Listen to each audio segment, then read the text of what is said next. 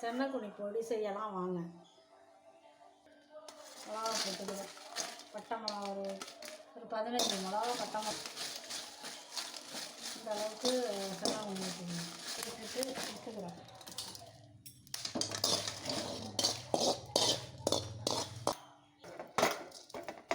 எதுக்குமே எண்ணெய் தேவையில்லை, வெறும் கருவேப்பிலை தான்.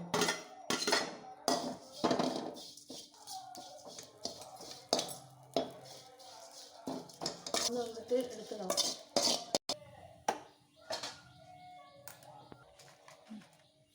இந்த சன்னகுனி பொடிக்கு ஒரு 15 மிளகா, இந்த இவ்வளவு சன்னகுனி வறுத்து எடுத்துக்கணும். பூண்டு பச்சையாக போட்டுக்கணும். அதுக்கு தேவையான அளவு உப்பு போட்டுக்கணும்.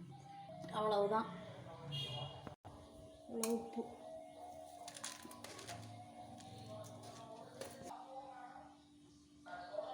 நான் மிக்சியில் போட்டு